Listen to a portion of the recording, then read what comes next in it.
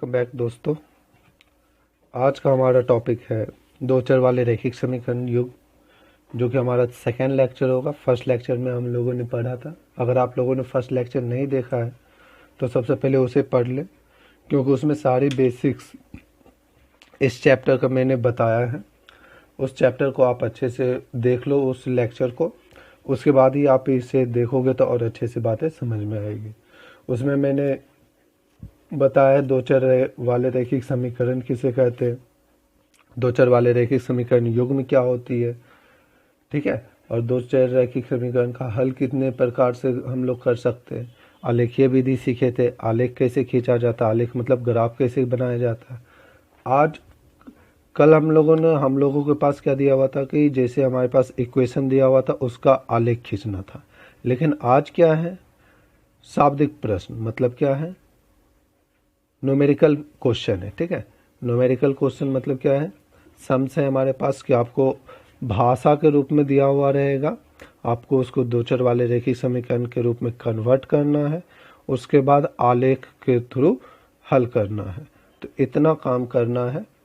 क्या क्या करना है, वो जो दिया हुआ है इक्वेशन पिछले बार भी दिया हुआ था, लेकिन इस बार क्या दे दिया आपको, क्वेश्चन दे दिया भाषा के रूप में। उसके बाद उससे हमको क्या करना है, भाषा के रूप को कन्वर्ट करना है किसमें, इक्वेशन में कन्वर्ट करने के बाद जो है उसको हमको बनाना है उसका आलेख, ठीक है। तो चलिए हम लोग स्टार्ट करते हैं बिना टाइम गवाए हुए, ठीक। चलिए स्टार्ट करते हैं लेक्चर नंबर 2।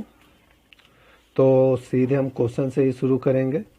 तो आप लोग बिल्कुल ध्यान से अच्छे से समझना। अगर आपको नहीं समझ में आ रहा है तो आप इस चीज़ को दोबारा देखें, 3 बार देखें, 4 बार देखें, फिर समझने की कोशिश करें। फिर भी आपको ऐसा लग रहा है कि नहीं समझ में नहीं आ रहा तो हमें आप कमेंट करके ज़रूर बताएं, या फिर हमें फ़ोन भी करके आप हमसे बात कर सकते हैं कि सर हमें यहाँ पे प्रॉब्लम हो रही है, तो हम आपकी मदद ज़रूर करेंगे, ठीक है।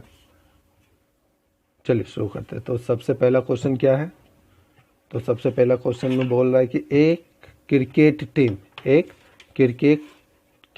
टीम का एक प्रशिक्षक का मतलब क्या होता है, ट्रेनर जिसको बोलते हैं, ट्रेनिंग देने वाला, ठीक है, ने 3 बल्ले और 6 गेंदे 3900 रुपये में खरीदे। कितने में खरीदे, 3900 रुपये में खरीदे। बाद में उसने एक बल्ला और उसी प्रकार की 2 गेंदे कितने में खरीदे, 1300 में खरीदे। कितने रुपए में खरीदे, 1300 रुपये में खरीदे। इस स्थिति का बीजीय मतलब समीकरण के रूप में और ज्यामितीय निरूपण करे। ज्यामितीय मतलब क्या, आलेख के रूप में ज्ञात करना, ठीक है। सबसे पहले किस में करना है, समीकरण में बनाना है।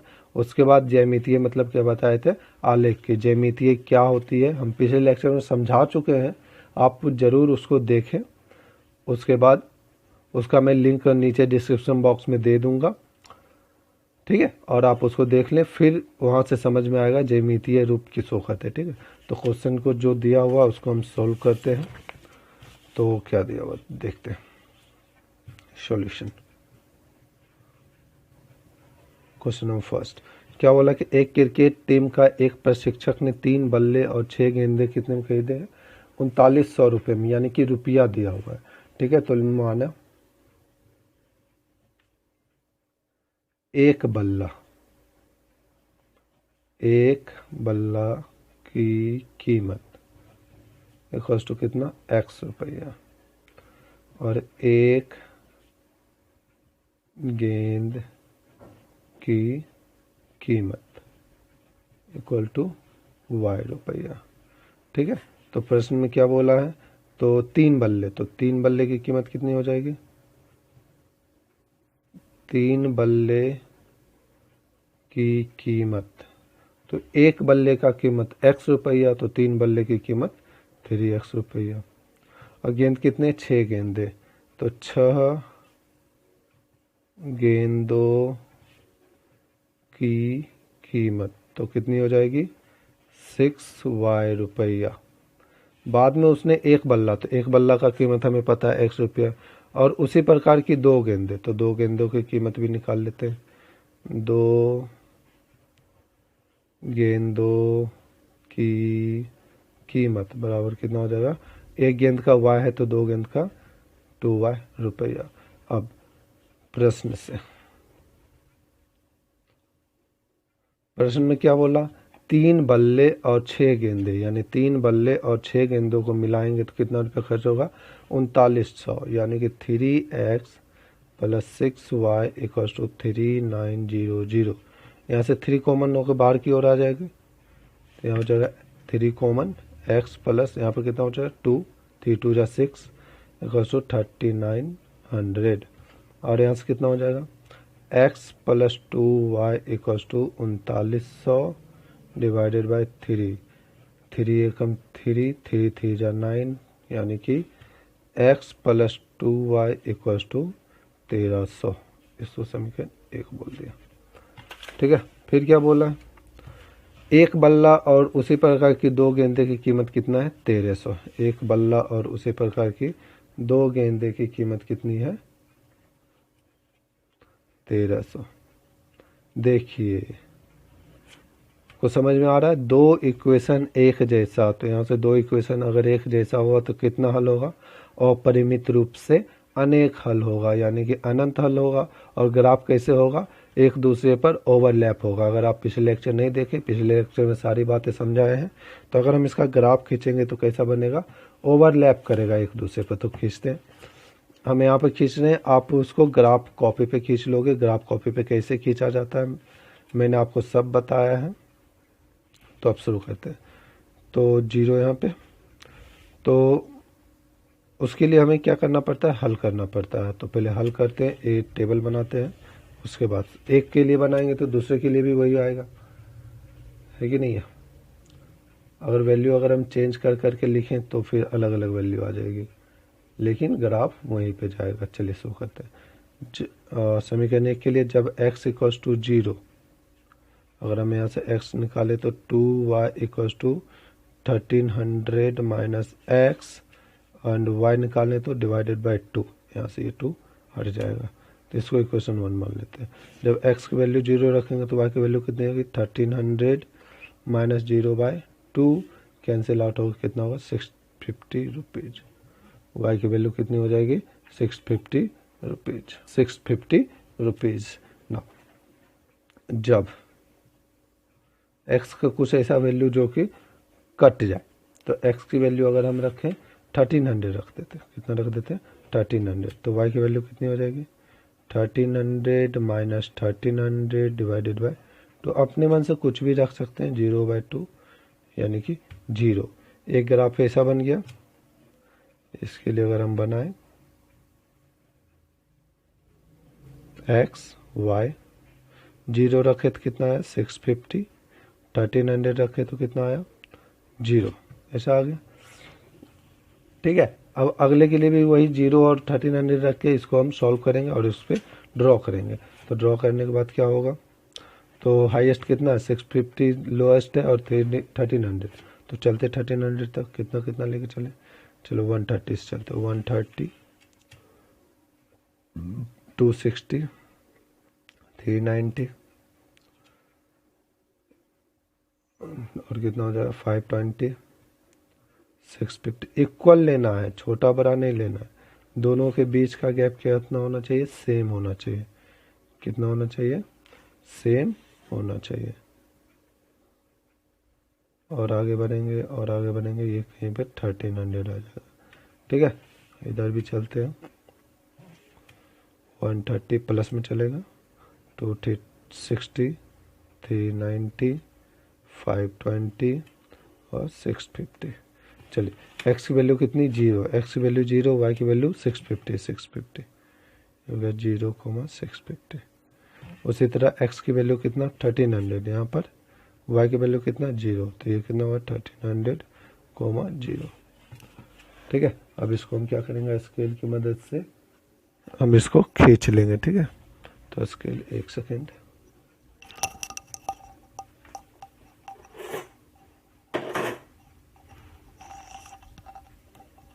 आप क्या करना है, इसको स्केल की मदद से खींच लेना।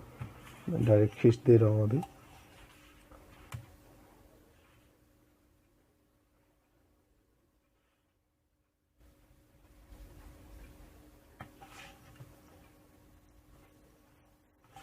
ठीक है, एक ये हो गया।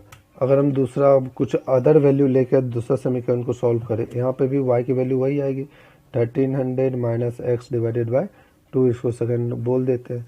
उसके बाद ये सेकंड इसको सेकंड मान लेते। अब हम क्या करते हैं, जब x इक्वल्स टू 260, एक्स की वैल्यू कितना रख दिया 260, तो y की वैल्यू कितनी होगी 1300 माइनस 260 डिवाइडेड बाई 2, माइनस करके कितना आ रहा है 4 एंड 11 ना, हाँ, डिवाइडेड बाई 2, ये कितना आ जाएगा 520 से ना, माइनस नहीं है 0, कितना हो जाएगा 520। उसी प्रकार x की वैल्यू अब कितना रख दें 520 ही रख देते, तो y की वैल्यू कितनी हो जाएगी 1300 माइनस 520 डिवाइडेड बाई 2, ये कितना हो जाएगा 0, 10 में से 2 गया 8, 12 में 15, ये कितना हो जाएगा 390। अब इसका हम बॉक्स बना लेंगे। आपको अलग बनाना है, एक ही जगह पे इस तरह से नहीं करना है, आपको अलग जगह पे बनाना है। और आप ग्राफ कॉपी के जो उधर लाइन वाला होता है, ये सारा कैलकुलेशन उस लाइन वाले में कर सकते हो, और उसको ड्रॉ करने के लिए सिर्फ ग्राफ का मदद ले सकते हो। तो x की वैल्यू कितना रखे थे 260 रखे, तो y की वैल्यू कितनी आई थी 520, तो 520। x की वैल्यू कितना रखें फिर 520 रखे, तो y की वैल्यू कितनी आई 390। चलिए ड्रॉ करते हैं। x की वैल्यू कितनी बोली 260, x की वैल्यू यहाँ पर है, y की वैल्यू 520, ये यहाँ पे, इसको अगर हम यहाँ पे, ये आ जाएगा एकदम 260 के सामने इसी लाइन पे, ये कितना होगा 260, 520। फिर x की वैल्यू कितनी है 520, y की वैल्यू कितनी है 390, इससे यहाँ पे होगा। देखिए एक ही ग्राफ पे मिल गया ना, पीछे हम लोग पढ़ भी चुके हैं कि सेम अगर इक्वेशन है तो उसका ओवरलैप हो जाता है, ठीक है। तो ये जो रेखाएं होती, कौन सी रेखाएं होगी, समपाती रेखाएं होगी, और इसका ज्यामितीय रूप बोला तो हम इस तरह सॉल्व करके छोड़ देंगे, आगे कुछ नहीं करना है।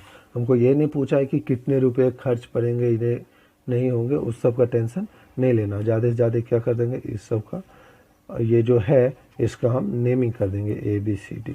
ये हमारा आलेखीय रूप हो गया, ये हमारा कैलकुलेशन हो गया। ये कैलकुलेशन क्या हो गया हमारा, क्या क्वेश्चन में बोला था बीजीए में, तो ये जो कैलकुलेशन होगा बीजीय रूप हो गया। ज्यामितीय रूप क्या हो गया, ये आलेख, ठीक है, त्रिभुज जैसा है ना, ज्यामितीय हो गया, तो ये हो गया, ठीक है। अब अगला क्वेश्चन,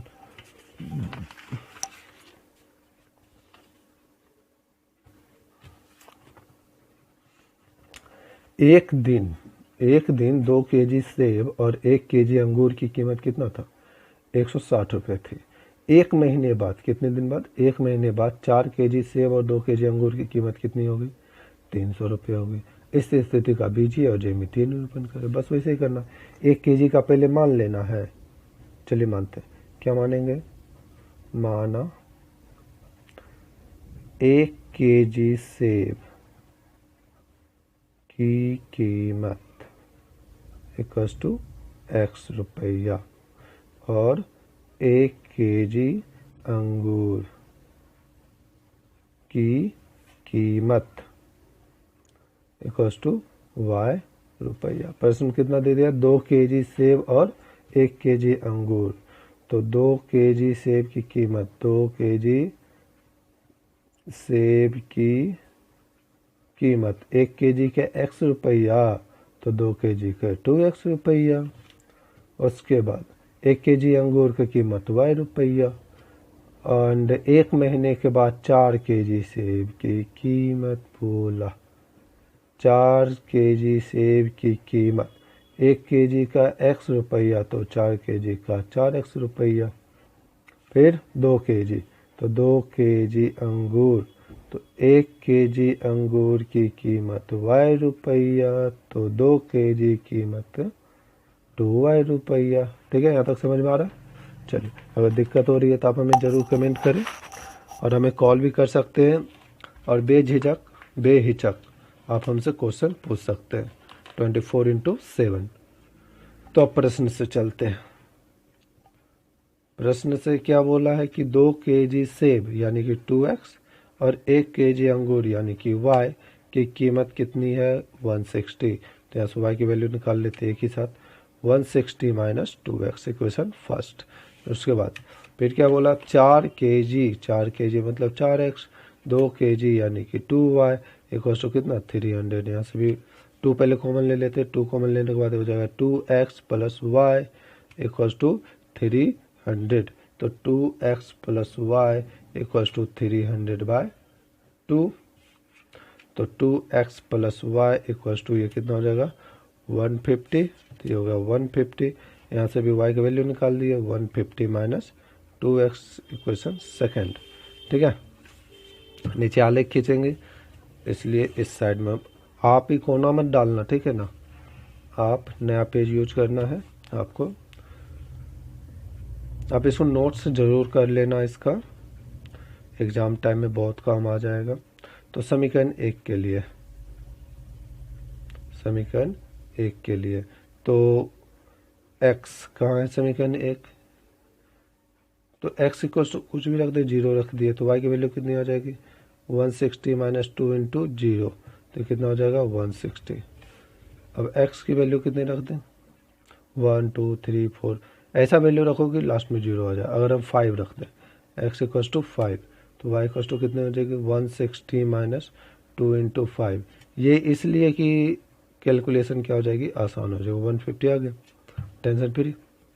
तो इसका अगर हम वो टेबल बना दें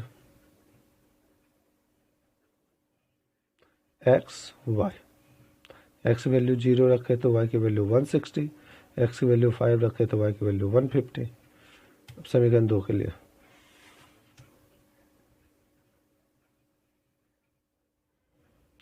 समीकरण 2 के लिए x की वैल्यू कितना रख दो 0, तो y की वैल्यू कितनी हो जाएगी 150 माइनस 2 इंटू 0 इक्वल टू 150। फिर x की वैल्यू 5, तो y की वैल्यू 150 माइनस 2 इंटू 5। आप अपने से सोच के कुछ ऐसा वैल्यू रखो ताकि हमको ग्राफ बनाने में आसान हो। ऐसा नहीं पेचीदा वैल्यू रख दिया और खुद ही फंस गए ग्राफ बनाने में। ये अब आसानी से इसका ग्राफ हम लोग खींच सकते हैं, 10-10 का ड्यूरेशन या 20-20 का ड्यूरेशन लेके। चलिए, तो x की वैल्यू कितना रखें 0, सॉरी हाँ, x की वैल्यू 0 रखे तो y की वैल्यू कितनी होगी 150, x की वैल्यू 5 रखे तो y की वैल्यू कितनी होगी 140। ठीक है, अब इसका हम ग्राफ खींचते हैं। इसी पे हम तो इसी पे खींच रहे हैं, लेकिन आपको ग्राफ कॉपी पे खींचना, मैंने ग्राफ कॉपी पे भी खींचने के लिए सिखा दिया है। अगर आप लोगों ने वो लेक्चर नहीं देखा तो आप उसे ज़रूर देखें।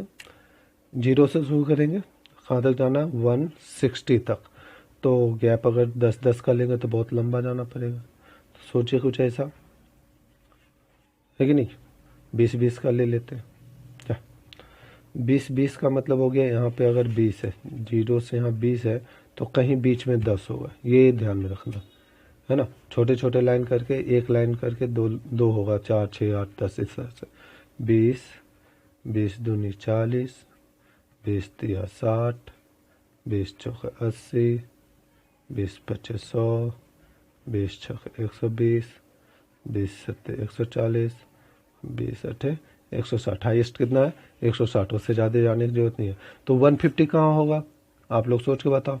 जैसे ही 0 और 20 के बीच में कहीं 10 होगा, तो 20 और 40 के बीच में 30, 40 और 60 के बीच में 50, 60 और 80 के बीच में 70, 80 और 100 के बीच में 90, 110, 130 और यहाँ पर कहीं 150, इस बीच में कहीं पे 150 होगा।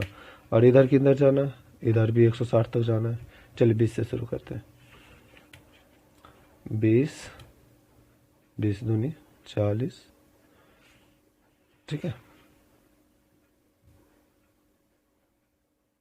20 तिया 60, 20 चौक 80, 20 पच्चे 100, 20 छक 120, 20 सत्ते 140,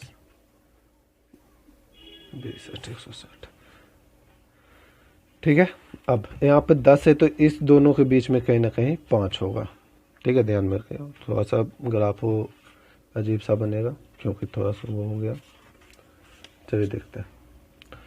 तो x की वैल्यू कितना है 0, x की वैल्यू 0 यहाँ पे, तो 0 पे 160 यहाँ पे, ये जो पॉइंट हो जाएगा हमारा, ये क्या हो जाएगा 0, 160। फिर कितना 5 और 150, x की वैल्यू यहाँ 5, y की वैल्यू 150 इस दोनों के बीच में होगा, यहाँ पे कहीं पे कितना हो जाएगा 5,150। ठीक है, तो इसको हम क्या करेंगे, ये इस तरह से स्केल की मदद से, नहीं मिला, ये इस पे जाना है, स्केल की मदद से दोनों पॉइंट को मिलाने का आगे पीछे कर देना, ये नहीं है। ठीक है, उसके बाद फिर x की वैल्यू 0 यहीं पे, y की वैल्यू 150 यहाँ पे कहीं, यहाँ से गुजरेगा कितना 0 150, थोड़ा सा करीबी मामला है, गौर से कहाँ पे है 150 यहाँ पे है, 0 और 150, तो 5 यहीं पे है तो 140 उसके नीचे, ठीक इसके सामने, एकदम करीबी मामला, थोड़ा सा चूके क्वेश्चन गलत। ये एक पॉइंट ये है और एक पॉइंट ये है, दोनों को मिला दिया स्केल की मदद से, उसी के पैरेलल इधर गया, उसी के पैरेलल इधर आया। बात समझ में आ रहा है? बीच वाला लाइन नहीं है, मोटा वाला डार्क वाला नहीं है, उसके दो पॉइंट पहले मिला, उसको मैच करना और इसको मैच करना। तो ऊपर वाला जो पॉइंट था वो पहला इक्वेशन y = 160 - 2x का है, इक्वेशन फर्स्ट, इसको भी लिख देना, और नीचे वाला y = 150 - 2x का है। तो ये हमारा आलेखीय है। ठीक है, तो इसके पहले वाले क्वेश्चन में हम क्या देखे थे कि एक दूसरे पर ओवरलैप हो गया, दूसरे वाले में क्या देख रहे हैं कि एक दूसरे के पैरेलल चला गया। जब एक दूसरे के पैरेलल जाता है तो क्या होता है, कोई हल नहीं होता है ना। तो हमको उससे अभी कोई मतलब नहीं, समांतर रेखाएं गई है, तो समांतर रेखाएं गई है तो कोई हल नहीं है, ऐसा हम लोग पढ़ चुके। अगर आप लोगों ने नहीं पढ़ा है तो उसको जरूर पढ़ें, बार बार कह रहे हैं, है ना। अगर समझ में नहीं आ रहा है तो एक लेक्चर को 2 बार देखिए, 3 बार देखिए, फिर भी नहीं समझ में आ रहा है तो आप हमें जरूर कॉल करें, और हम हमेशा आपके सेवा के लिए तत्पर रहते हैं। ठीक है, 24/7। चलिए अगले देखते हैं। अखिला अपने गांव के मेले में गई। कहाँ गई? अखिला अपने गांव के मेले में गई। वह एक चरखी की सवारी करना चाहती थी। किसकी? चरखी की। और हुपला खेलना चाहती थी। कोई खेल होगा, हुपला, हुपला खेलना चाहती थी। खेले गए हुपला की संख्या चरखी की गई सवारियों की संख्या की आधी है। जितना वो चरखी की सवारी की है वो हुपला के कंपेयर में कितना है? आधा है। यदि प्रत्येक बार की सवारी के लिए उसे 3 रुपये और हुपला खेलने के लिए कितना रुपये? 4 रुपये खर्च करने पड़े तो मेले में उसने 20 रुपये खर्च किए। तो इसका बीजीय एवं ज्यामितीय निरूपण कीजिए। तो सबसे पहले तो वो देखना होगा कि क्या क्या काम किए, चरखी और हुपला। तो चरखी और हुपला को हम क्या कर लेंगे? मान लेंगे। क्या मानेंगे? माना चरखी की सवारियों की संख्या और खेले गए हुपलों की संख्या। क्या मानेंगे? माना कितनी बार चरखी की सवारी, मेला घूमने जाते हैं, देखते हैं ना, ब्रेक डांस पे चढ़े तो 2-2 बार चढ़ गए, है ना। उसी तरह चरखी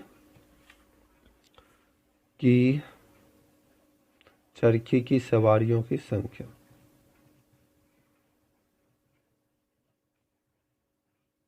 क्या मान लेंगे? x। उसी तरह हुपला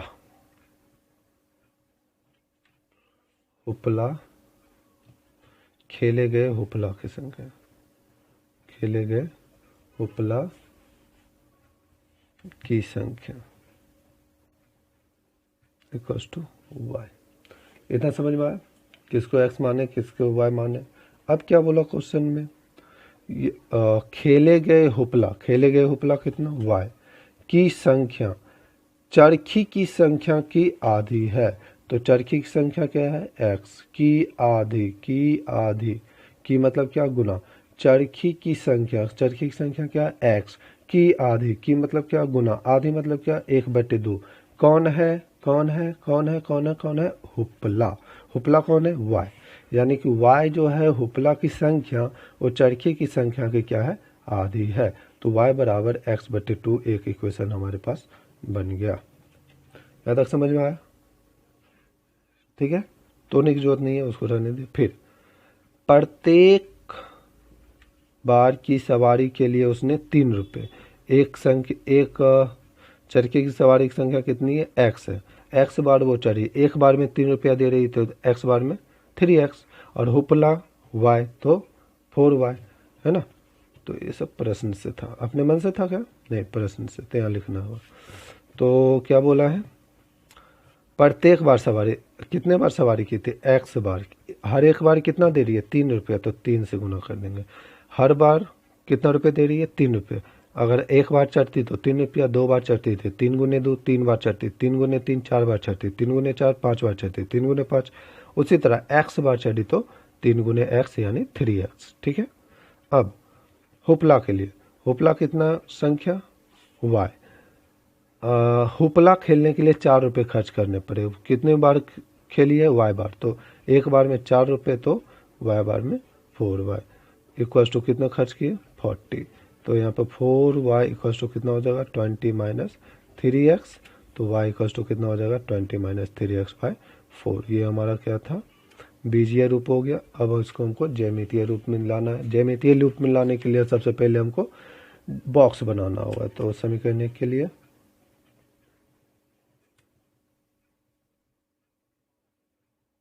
जब x की वैल्यू 0 लेंगे, x की वैल्यू कितनी हो, 0, तो y बराबर कितना होगा, 0/2 यानी कि 0। फिर जब x वैल्यू कितने ले ले, ऐसा वैल्यू लेना है कि इंटीजर ना, फ्रैक्शन में ना आए। अगर 1 रखेंगे तो 1/2 हो जाएगा, ऐसा रखते हैं, x वैल्यू 2 रखते हैं। अगर 2 रखेंगे तो y इक्वल्स टू कितना होगा, 2/2। एक ही वैल्यू रिपीट नहीं करना, तो y की वैल्यू कितनी होगी, 1। तो इसका एक बॉक्स बना लिया। जरूरी नहीं कि 2 ही निकालना, अपने मन से 3 4 5, आपको यथाशक्ति, आपके पास जितना शक्ति उतनी वैल्यू निकाल कर आप ग्राफ पे शो कर दो। तो 0 था तो 0, 2 है तो 1। उसी तरह समीकरण 2 के लिए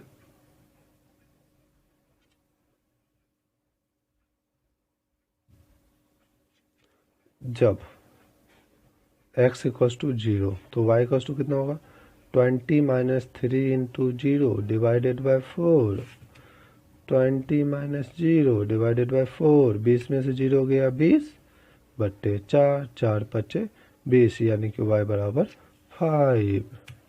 फिर जब, अब सोचिए x का यहाँ कौन सा वैल्यू रखेंगे कि सब्सट्रैक्ट करने के बाद 4 से डिविजिबल हो जाए, सोच के देखिए। अगर 1 रखें तो 20 में से 3 गया 17, कोई फ़ायदा नहीं। 2 रखें, 20 में से 6 जाएगा, 20 में से 6 जाएगा, कितना बचेगा, कितना, 14, कोई फ़ायदा नहीं। 3 रखें, 9, 20 में से 9 गया 11, कोई फ़ायदा नहीं। 4 रखें, 4 रखा, 4 तो 1 12, 20 में से 12 गया 8, 20 में से 12 गया 8, 8 को 4 से भागना आसान हो जाएगा, x वैल्यू 4। तो अगर जहाँ तक आप सोच सकते हो सोचो उसको, और क्वेश्चन को इजी बनाने की कोशिश करना। ये नहीं कि कुछ भी वैल्यू रख दिए तो क्या हो जाएगा, पॉइंट में आ जाएगा, और 30 नहीं 3। तो 20 minus 12 equals two divided by 4, that is 8/4, 4 2 जा 8, y की वैल्यू कितनी होगी, 2 हो गया। अब इसका बॉक्स बना लेंगे, एकदम आसान सा।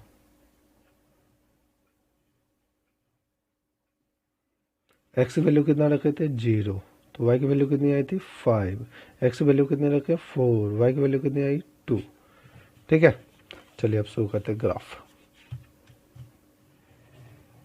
सारे वैल्यू पॉजिटिव में, तो पॉजिटिव में लेके चलेंगे। हाईएस्ट कितना गया, 5 गया, तब तो आसान हो गया। 0 1 2 3 4 5। आप ग्राफ कॉपी पे बनाना, सबको ग्राफ कॉपी हम सिखा दिए हैं पिछले लेक्चर में, आप वहां से समझ सकते हो। x की वैल्यू 0 तो y की वैल्यू 0, यानी कि यहीं पे रहेगा पहला पॉइंट, 0,0। x की वैल्यू कितनी, 2, y की वैल्यू कितना, 1, तो ये आ जाएगा यहाँ पे 2,1, और दोनों लाइन को हम क्या कर देंगे, मिला देंगे ये इस तरह से, आगे की ओर पीछे। स्केल से मिलाना हम तो फ्री हैंड से मिला रहे, आपको स्केल से मिलाना है। चलिए x की वैल्यू कितनी 0, y की वैल्यू कितना 5, यहाँ पे 0,5, x की वैल्यू कितनी 4, x की वैल्यू 4 है यहाँ पे, y की वैल्यू कितनी 2 यहाँ पे, यानी कि ये आ जाएगा ऑलमोस्ट यहाँ पे 4,2। इसको आप फिर मिला दोगे, स्केल रख के मिलाना है, ध्यान रखना है, आपको फ्री हैंड से नहीं मिलाना है।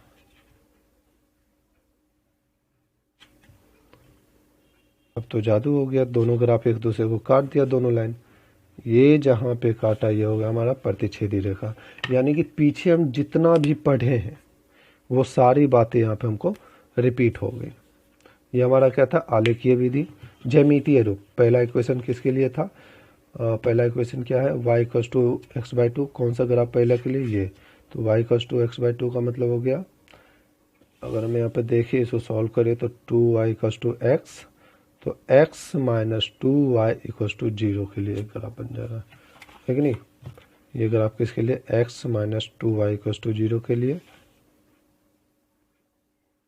नहीं ये सेकेंड इक्वेशन के लिए था ना, ये है फर्स्ट इक्वेशन के लिए, x minus 2y equals to 0, और ये किसके लिए बन जाएगा 3x क्या था plus 4y equals to 30 equals to 20, 30 नहीं 20। तो ये हमारा क्या था, ज्यामितीय रूप। उम्मीद है आपको समझ में आ रहा है। अगर नहीं समझ में आ रहा तो आप हमें कमेंट करके बताएं, जिस तरह आप पिछली बार बताए थे कि हमें दिक्कतें हो रही है देखने में, तो उसको हम प्रॉब्लम सॉल्व किए हैं, थोड़ा बड़ा बड़ा लिखे हैं। उम्मीद है कि आपको इस बार कोई दिक्कत नहीं होगी, परेशानी नहीं होगी। चलिए अब आगे क्वेश्चन देखते हैं। क्वेश्चन नंबर 4, ए और बी के किन मानों के लिए निम्नांकित रैखिक समीकरण के अंततः अनेक हल होंगे। कितने हल होंगे, अनेक हल होंगे। अब अनेक हल के लिए हम लोग पढ़ चुके हैं, क्या पढ़ चुके हैं पीछे, याद है कुछ। आप लोगों ने रिवीजन तो किया नहीं होगा, अगर आपने रिवीजन नहीं किया है तो आप ज़रूर डेली रिवाइज किया कीजिए, आप लोग के लिए ये है। और आप लोग अभी से तैयार रहेंगे तो आप लोग को एग्ज़ाम में कोई दिक्कत नहीं होगी, है कि नहीं है। चलिए देखते हैं क्वेश्चन नंबर 4 सॉल्यूशन। अनंत हल बोला, अनंत हल के लिए क्या क्या कंडीशन थी याद कीजिए आप। जो गिवन है 2x plus 3y equals to 7 and a into x plus y minus b into x minus y equals to 3a plus b minus 2। तो a और b का वैल्यू हमसे पूछा है, वैसा वैल्यू जिसके लिए क्या हो जाए, अनंत हल हो जाए। अनंत हल के लिए आप थोड़ा पीछे देख लीजिए कि क्या बताए थे, तब तक हम यहाँ सॉल्व करते हैं। इसको अगर हम सॉल्व करेंगे तो क्या लिखेंगे, A X plus A Y minus B X plus B Y equals to 3a plus B minus 2।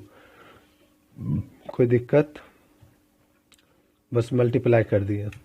X वाले से एक्स कॉमन ले लेंगे तो ये क्या आ जाएगा, a minus b into x.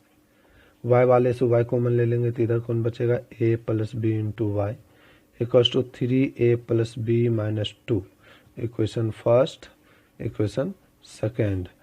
General रूप, a1x plus b1y plus c1 equal to c1 लेके चलते हैं, and a2x plus b2y equal to c1 नहीं होगा, प्लस c1 इक्वल टू 0 करेंगे, प्लस c2 इक्वल टू 0 करेंगे। से तुलना करने पर, क्या करने पर, तुलना करने पर,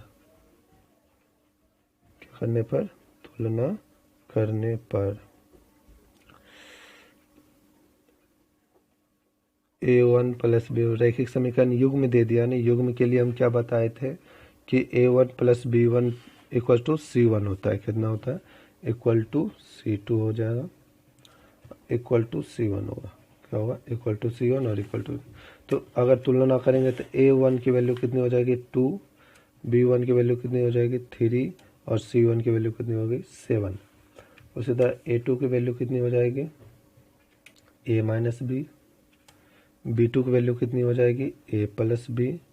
और C2 की वैल्यू कितनी हो जाएगी, 3A प्लस बी माइनस 2। अब अनेक हल होंगे, किसके लिए, अनेक हल होने के लिए क्या पढ़े थे, A1 बट्टे A2 इक्वल टू B1 बट्टे B2 इक्वल टू C1 बट्टे C2। तीनों क्या होने चाहिए, बराबर। A1 कितना 2, A2 कितना A minus b, equal to B1 कितना 3, B2 कितना A प्लस बी, C1 कितना 7 और C2 कितना 3A प्लस बी माइनस 2। बस अब हो गया। अगर यहाँ तक आप समझ गए हैं तो अब आगे सॉल्व कर लीजिए, और नहीं समझ में आया तो आप हमें ज़रूर बताएंगे, है ना। पीछे हम लोग पढ़ चुके हैं कि अनंत हल होने के लिए क्या कंडीशन होना चाहिए, है कि नहीं, पढ़े हैं ना, हाँ बिल्कुल पढ़े हैं। रैखिक समीकरण युग्म होने के लिए क्या बताए थे, A1x plus B1y equal to C1 and A2x plus B2y बराबर C2 होना चाहिए, ठीक है, इक्वल टू होना चाहिए।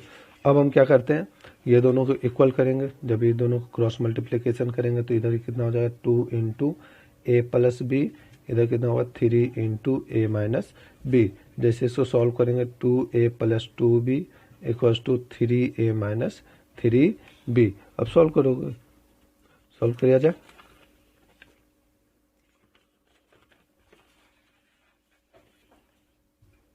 चलिए ए वाले बी वाले सबको एक तरफ करते हैं तो इधर से हो जाएगा 3A minus 3B minus 2A minus 2B equals to 0। कितना होगा, A minus 5B equal to 0, ठीक है। समीकरण का 2 तक हो गया था, समीकरण 3 मान लेते हैं। अब क्या करना है, इसको इससे या फिर इसको इससे, जिससे आपकी इच्छा है, किसे कर दें, किसी से भी कर दे। चलिए ये दोनों कर देते हैं। अगर हम करेंगे पुनः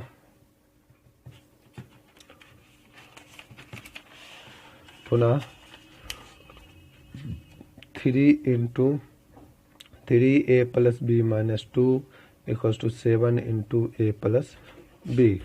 तो 3 3 जा 9A plus 3B minus 6 equals to 7A plus 7B। Now 9A plus 3B minus 6 minus 7A minus 7B equals to 0। B है 6 नहीं, कितना हो जाएगा 2A माइनस 4B, ठीक है ना, 2A minus 4B minus 6 equal to 6 कर देते, इक्वेशन 4। अब सॉल्व कर लेते हैं। अगर यहाँ से क्या पूछा था क्वेश्चन, A और B के वैल्यू निकालने के लिए, अगर समीकरण 3 देखें, समीकरण 3 से देखें तो A बराबर कितना हो जाएगा 5B। समीकरण 4 में पुट कर देंगे। क्लास 9th में पढ़े होंगे किस तरह से इसको सॉल्व करते हैं, और इस चैप्टर में भी हम देखेंगे कि इस तरह के इक्वेशन को कितने तरीके से सॉल्व किया जाता है। माइनस 4B इक्वल टू 6, 5 2 जा 10B minus 4B equal to 6, यानी कि 10B में 4B गया तो 6B, 6B इक्वल टू 6, 6 1 जा 6, B की वैल्यू कितनी हो जाएगी 1। अब B की वैल्यू, B का मान इसमें रख देते हैं, समीकरण 5 में रखने पर। आसान सा क्वेश्चन था, बहुत क्वेश्चन आप लोग इस पे बनाए होंगे क्लास 9th में। तो A इक्वल टू कितना हो जाएगा 5, तो A की वैल्यू कितनी होगी 5, B की वैल्यू कितनी होगी 1। A बराबर 5 और B बराबर 1 अगर रखेंगे तो जो हमारा दत्त समीकरण है वो क्या होगा, अनंत हल होगा, उसका क्या होगा, अनंत हल होगा। चलिए और क्वेश्चन नंबर 5 क्या बोला कि एक आयताकार बाग जिसकी लंबाई चौड़ाई से 4 मीटर अधिक है की अर्ध परिमिति 36 मीटर है। क्या दिया हुआ है, अर्ध परिमिति। तो बाग की क्या निकालने हैं, विमाएँ निकालनी है। विमाएँ मतलब क्या होती है? भुजाएँ। विमाएँ मतलब क्या होती है? भुजाएँ निकालनी। क्या निकालना है? भुजाएँ निकालना। चलिए स्टार्ट करते हैं। कुछ इसमें तो नहीं बोला है कि ज्यामितीय रूप में दिखाएं, सीधे विमाएँ निकालने बोला है, तो शुरू करते हैं। क्या क्या है? माना, क्वेश्चन नंबर 5, लंबाना चौड़ाई से 4 मीटर अधिक है। किससे अधिक है? जिससे बोलेगा उसी को मानना है। चौड़ाई से, माना आयताकार बाग की चौड़ाई बराबर x, तो आयताकार बाग की लंबाई, लंबाई चौड़ाई से 4 मीटर अधिक है, तो चौड़ाई कितना है? x से 4 मीटर, क्या है? x मीटर, तो ये x में, ठीक है, x इंटू एक्स प्लस 4 हो जाएगा। अर्ध परिमिति 36 दिया हुआ है ना, इसकी अर्ध परिमिति कितनी दी हुई है? 36 दिया हुआ है। अब चूंकि चैप्टर है 2 समीकरण वाला, तो हमको पहले मानना पड़ेगा x और y बनाने का। तो इस मेथड से हम लोग द्विघात समीकरण में बनाए हुए हैं, तो आप वहाँ पे भी बना सकते हैं। यहाँ पे लंबाई चौड़ाई को x और y मान लिए, चौड़ाई को x मान लिए, लंबाई को y। आप क्या समझ, लंबाई को x मान लेना, चौड़ाई को y, उसमें कोई दिक्कत नहीं है। तो आयत की परिमिति, आयत की परिमिति आपको पता होगा क्या होती है? 2 इंटू एक्स प्लस वाई, यानी कि लंबाई प्लस चौड़ाई, 2 इंटू लंबाई प्लस चौड़ाई। अब क्वेश्चन में क्या दे दिया? लेकिन आयत की अर्ध परिमिति, तो आयत की अर्ध परिमिति इक्वल टू कितना होगा? दिया हुआ है 36। अब समझना, समझिएगा, आयत की अर्ध परिमिति बोला मतलब परिमिति बटे 2, परिमिति का आधा, मतलब परिमिति 2 बराबर कितना? 36। तो परिमिति कितना दो? 2 into x plus y divided by 2 equals to 36। 2 से 2 कैंसिल, तो x plus y equals to कितना? 36। ठीक है, और क्या दे दिया? हाँ, इसको इक्वेशन फर्स्ट बोल दिया,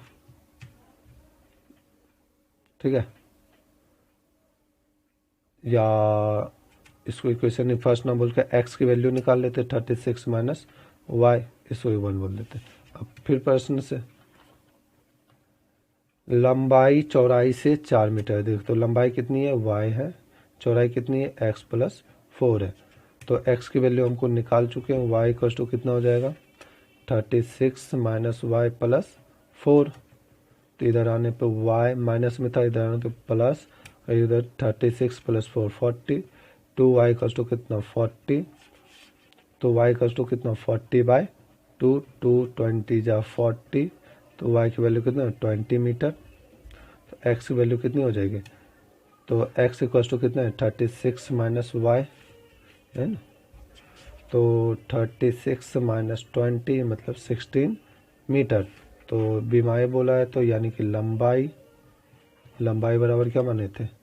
y बराबर कितना? 20 मीटर। चौड़ाई x, ये कितना हुआ? 16 मीटर। ये हमारा क्या हो जाएगा आंसर। आगे देखते हैं। 5 पेंसिल और 7 कलमों की कीमत 50 रुपये है। क्या है? 5 पेंसिल और 7 कलमों की कीमत कितनी है? 50 रुपये, जबकि 7 पेंसिल और 5 कलमों की कीमत क्या है? बस वही है। तो एक पेंसिल और एक कलम की कीमत ज्ञात करिए, इस स्थिति को आलेखी विधि से ज्ञात करिए, कोई दिक्कत नहीं है। दोनों तरीके से बोला है हल करने के लिए, है ना, आलेखीय विधि से भी और इस मेथड से भी। तो आलेखीय विधि से आप बेहतर होगा, आप ग्राफ कॉपी पे बनाओगे, हम इस पे स्केच कर देते, लेकिन आप ग्राफ कॉपी पे बनाओगे, कहाँ पे पॉइंट कटेगा ये बता देते हैं, आप उस पर प्रैक्टिस करोगे। Question number 6 solution. माना एक पेंसिल,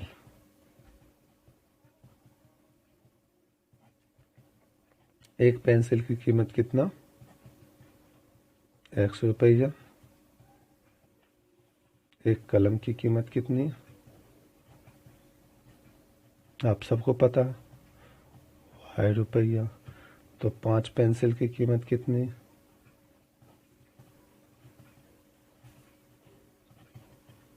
5 100 रुपया।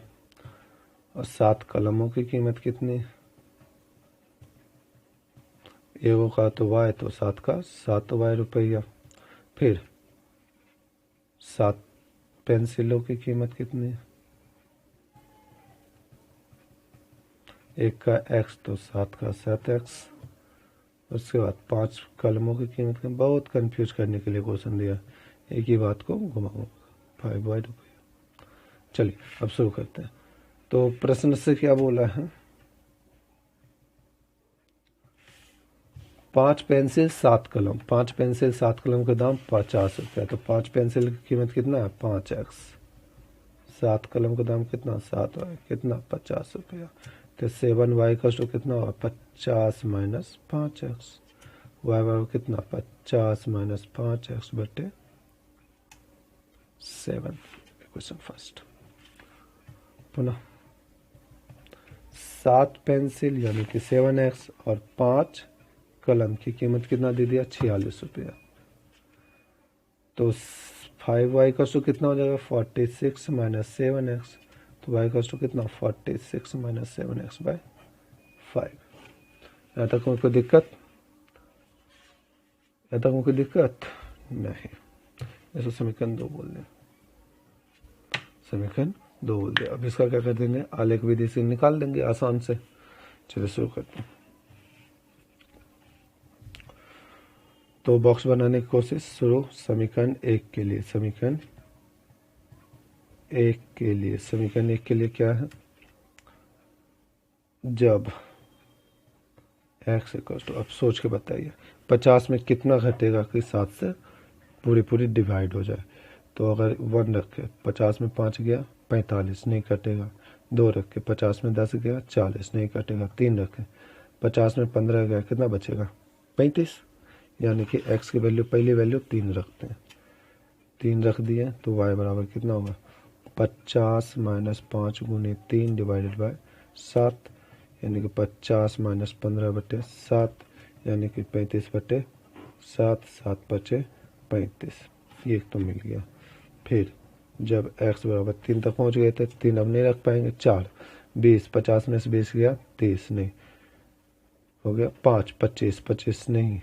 6, 30, 50 में से 30 गया 20, नहीं। 7, 7 बचे 35, 15 आ जाएगा, नहीं। हो गया 7 हो गया। 8, 50 में से 40 गया, नहीं। 9, 45, 5 नहीं। 10, 50 0। तो x की वैल्यू कितना रख दो? 10। तो y की वैल्यू कितनी होगी? 50 माइनस 5 इंटू 10 डिवाइडेड बाई 7। 50, 50 में 0 गया 0, 0 बटे 7, यानी कि टोटल वैल्यू 0। अब बॉक्स बना दे तो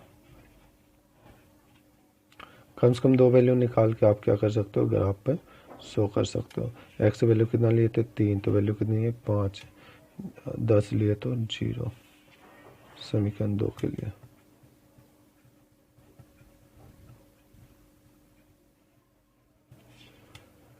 x की वैल्यू 3 रखो, तो y की वैल्यू कितनी आ गई? 46 minus 7 minus 7 into 3 by 5, 46 minus 21 by 5, यानी कि 25 बाई 5, यानी कि कितना हो गया? 5। फिर x की वैल्यू आप कितना रख दो? -2। तो y की वैल्यू कितनी हो जाएगी? 46 माइनस 7 इंटू -2 डिवाइडेड बाई 5, कितना हो जाएगा? 46 minus 14 minus minus plus divided by 5, कितना हो जाएगा? 60 बाई 5, कितना? 12। पूरा पूरा कैंसिल हो गया।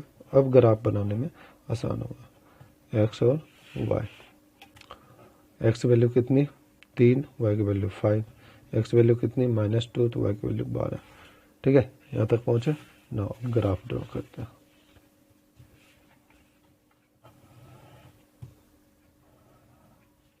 कितना गया? माइनस में भी गया है, -2 है, 12 तक गया है। हाईएस्ट वैल्यू कितनी है? y में 12 और x में 10, तो 12 तक लेके चलते हैं। और 2 2 का गैप, चलो 1 का गैप ले लेते। 1, 2, 3, 4, 5, 6, 7, 8, 9, 10। हाईएस्ट कितना है? 10। इसमें शुरू करते, इसमें -1 -2 भी गया है, -3 -4 0।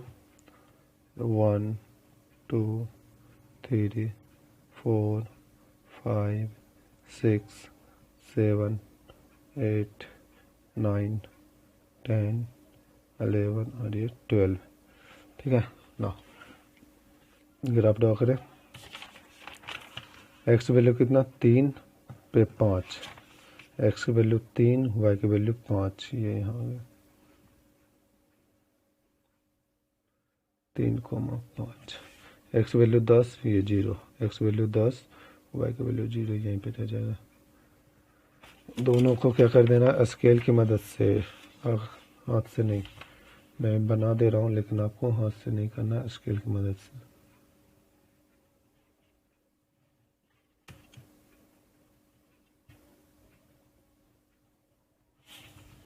ठीक है, 3,5 कौन सा इक्वेशन हो जाएगा, equation 5x plus 7y, 5x plus 7y equals to 50। उसके बाद दूसरा x वैल्यू 3, x वैल्यू 3 यहीं पे जाएगा, ये यहाँ पर आएगा, इसके सामने यहाँ पे है, x वैल्यू 3, y की value 5, same point, x value -2, y की वैल्यू 12।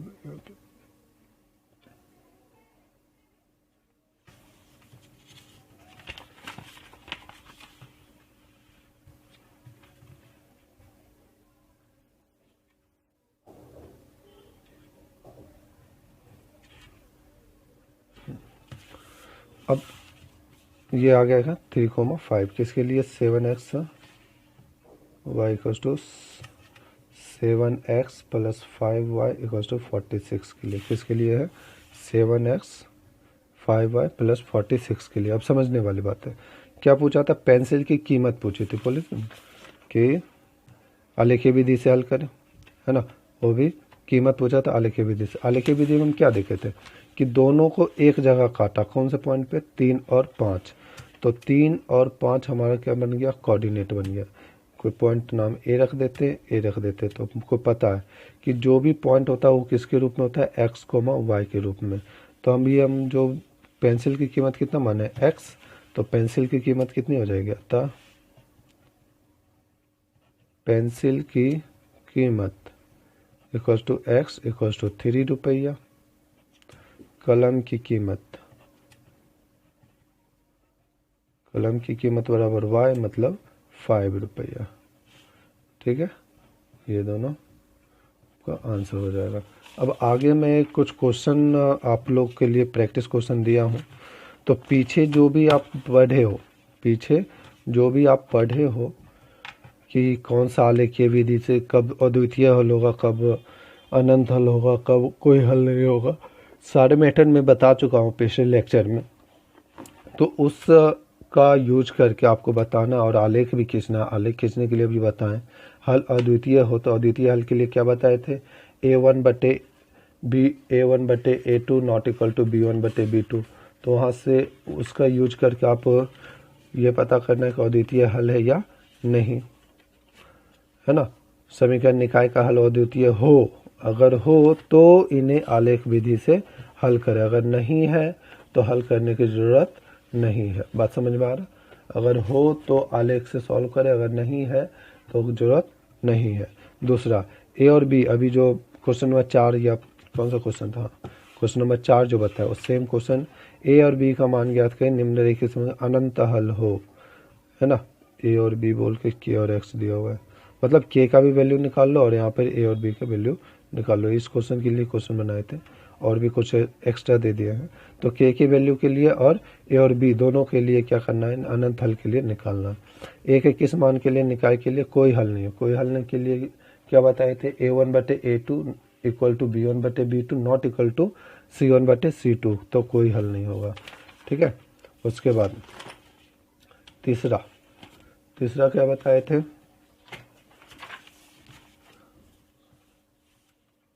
ए के किस मान के लिए निम्नलिखित अपरिमित रूप से अनंत हल होंगे। अनंत हल के लिए भी मेथड बता दिए, तो उसको सॉल्व कीजिएगा। अनंत हल के लिए क्या बताए थे कि a1 बटे b1 इक्वल टू a1 बटे a2 इक्वल टू b1 बटे b2 इक्वल टू c1 बटे c2, उसका यूज करके इसको सॉल्व कर लेना है, इसका आंसर निकालना है। उसके बाद एक और क्वेश्चन है कि त्रिभुज के लिए आलेख का द्वारा निर्मित निम्न समीकरण निकाय हल करें। इन रेखाओं और y अक्ष से निर्मित त्रिभुज के शीर्षों को ज्ञात करें। ठीक है, अगर क्वेश्चन आपको नहीं बनता है तो आप हमें पर्सनल कॉल भी कर सकते हैं, कमेंट भी कर सकते हैं। तो अगले वीडियो लेक्चर में मैं इसको कवर करके कंप्लीट आपको दे दूंगा। अगर आप बन जाती है तो अच्छी बात है, अगर नहीं बन पाती है तो आप हमें ज़रूर कमेंट करके बताएं या हमें कॉल कर दें कि सर क्वेश्चन नंबर 5 जो आप दिए थे नहीं बन रहा। एक ही किस मान के लिए अद्वितीय हल हो, अद्वितीय हल के लिए वही a1/a2 not equal to b1/b2। तो ये सारा क्वेश्चन आपको इसी सेट से है और पूरा जो अभी पढ़ाए हैं वो सारी बातें इसमें है। तो आप क्या करना है, इसको पूरा अच्छे से रिवीजन करना, एक बार नहीं 2 बार 3 बार वीडियो देखना।